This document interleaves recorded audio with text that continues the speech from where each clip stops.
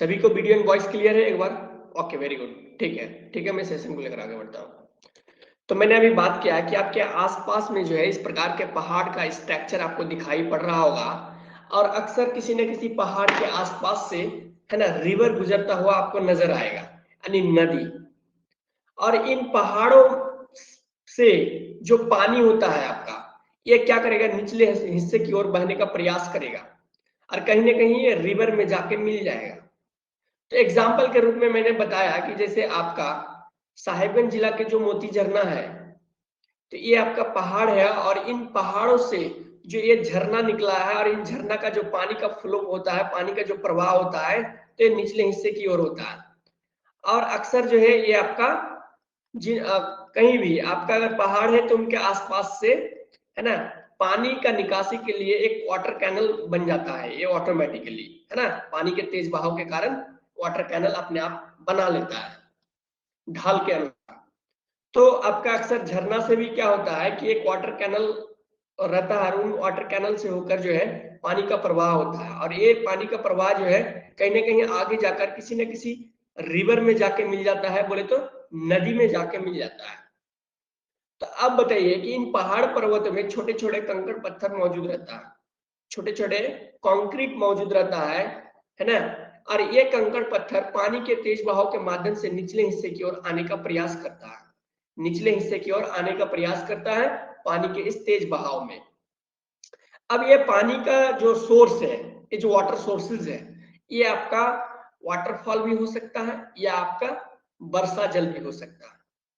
वर्षा के तेज बहाव के पानी में भी आपका ऊपरी हिस्से से नीचे की ओर आने का प्रयास करेगा वर्षा जल, यानी रेन वाटर। रेन वाटर, तो रेन वाटर जब इन पहाड़ पर्वतों के ऊपर पड़ेगा, तो फिर ये रेन वाटर क्या करेगा, इन पहाड़ पर्वत को टच करते हुए है ना ये निचले हिस्से की ओर बहने का प्रयास करेगा, और इन वाटर सोर्सेज के माध्यम से, इन वाटर कैनल के माध्यम से छोटे छोटे कंकड़ पत्थर ये भी बहने का प्रयास करेगा। लेकिन अगर कंकड़ पत्थर का साइज अगर छोटा है, ये वजन में कम है, तो ये आपका ये बेसिन्स में जाके बैठ जाएगा, बोले तो तल में बैठ जाएगा, ये वाटर कैनल के तल में बैठ जाएगा। देखा गया कि कुछ कंकड़ पत्थर आपका यहाँ पर बैठ गया है ना, बेसिन बैठ गया, यानी डिपोजिट कर गया। कुछ कंकड़ पत्थर आपका यहाँ पर जो है बेसिन्स में डिपोजिट कर जाएगा। डिपोजिट जो टर्म है ये बेसिकली आपका डिपोजिट जमा करने के सेंस में होता है। डिपोजिट यानी आपका जमा, बैंकिंग टर्म में भी ये यूज होता है ना, कैश का डिपोजिट, कैश विड्रॉ करना। तो यहाँ भी जो है जियोलॉजी में भी डिपोजिट वर्ड का इस्तेमाल करते हैं।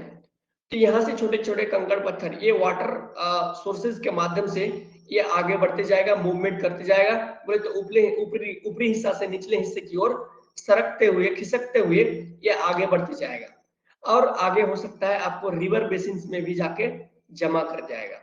रिवर के बेसिन्स में अगर हल्का कंकड़ पत्थर है, कंक्रीट है, तो ये अधिक दूरी तय करेगा, और किसी रिवर के बेसिन्स में जाके बैठ जाएगा, यानी डिपोजिट कर जाएगा। अगर वजनदार है तो ये आपका वाटर ये आपके आसपास में ही जो है ये बैठ जाएगा। अगर आपका वजन में हल्का है तो अधिक दूरी तक तय करके ये आपका मैक्सिमम डिस्टेंस यानी दूरी में जाकर रिवर के बेसिन्स में ये डिपोजिट कर जाएगा। समझ गए? ये आपका रिवर भी हो सकता है, ये आपका हो सकता है, नहीं तालाब, ये आपका डैम भी हो सकता है। मैंने उदाहरण के लिए रिवर लिखा। जैसे आपका रांची के ये देखा जाए, जैसे आपका पथरातू डैम, और डैम के चारों ओर आपका पहाड़ है, तो इन पहाड़ों के ऊपर जब वर्षा जल गिरेगा, और इन वर्षा जल के माध्यम से छोटे छोटे कंकड़ पत्थर भी निचले स्तर की ओर खिसकने का प्रयास करेगा, और इन डैम के बेसिन्स में जाके जमा हो जाएगा। बेसिन मतलब तल, जैसे मान लीजिए ये आपका पॉन्ड है, तो आपका तल क्या हो जाएगा, ये वाला हिस्सा आपका तल हो जाएगा, बोले तो बेसिन हो जाएगा, है ना। Pond basin, river basin, dam के बेसिन, है ना, यानी जल स्तर के निचले हिस्से में जाके जमा हो जाएगा। तो ये आपका क्या है, इग्नियस रॉक है।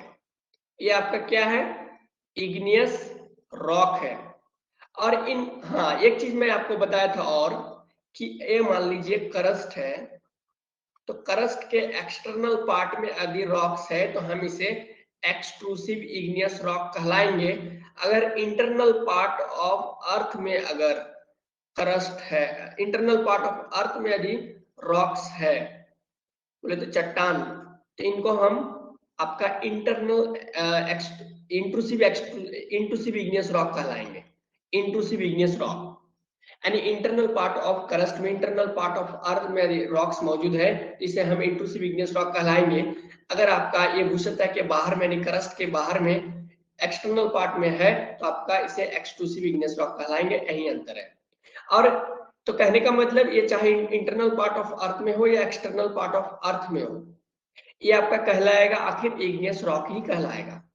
और ये इग्नियस रॉक जब ये जल सोर्सेज के माध्यम से, वाटर सोर्सेज के माध्यम से, चाहे वो झरना का पानी हो या वर्षा का पानी या आपका तेज हवाओं के माध्यम से कभी कभी होता है ना, यानी आपका वायु, विंड, वायु को इंग्लिश में विंड कहा जाता है, या फिर विंड सोर्सेज के माध्यम से। मान लीजिए तेज आंधी तूफान आया, इन आंधी तूफान में छोटे छोटे जो डस्ट होगा, कंकड़ पत्थर होगा, ये उड़ाने का प्रयास करेगा वायु के माध्यम से और आपका निचले हिस्से में कहीं जाकर ये गिर जाएगा, जमा कर जाएगा, डिपोजिट कर जाएगा।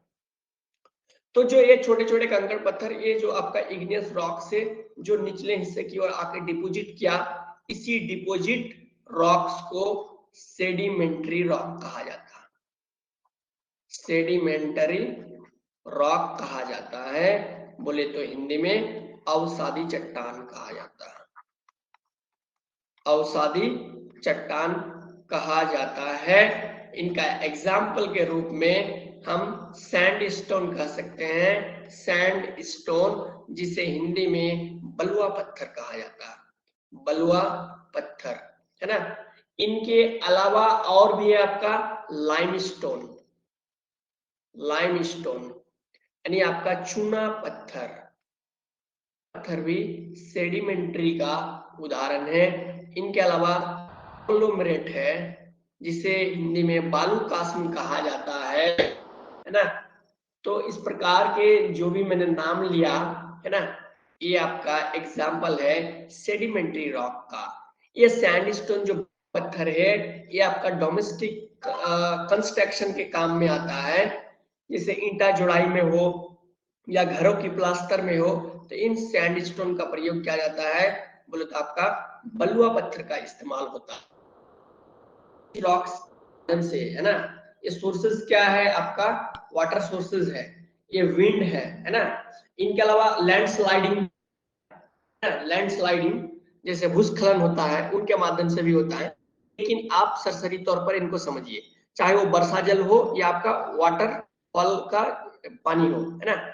इन पानी के माध्यम से, ये पानी के तेज प्रवाह, ये पहाड़ पर्वत पर मौजूद छोटे छोटे कंकड़ पत्थर निचले हिस्से की हुए मूवमेंट करके आकर, है ना, चाहे वो पॉन्ड हो या फिर आपका रिवर के बेसिन्स में आके यदि डिपोजिट कर जाता है, बोले तो जमे हुए चट्टान को अवसादी चट्टान कहा जाता है। बोले तो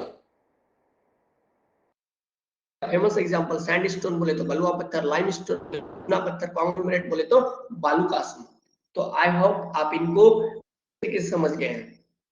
अगर हैं तो आप जो है सेक्शन में यस कीजिए, यस टाइप कीजिए।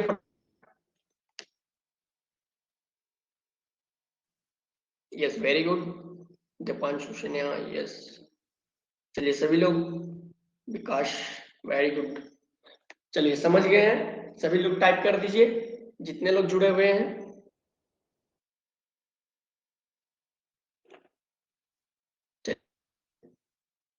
सेशन को लेकर मैं आगे बढ़ता हूं।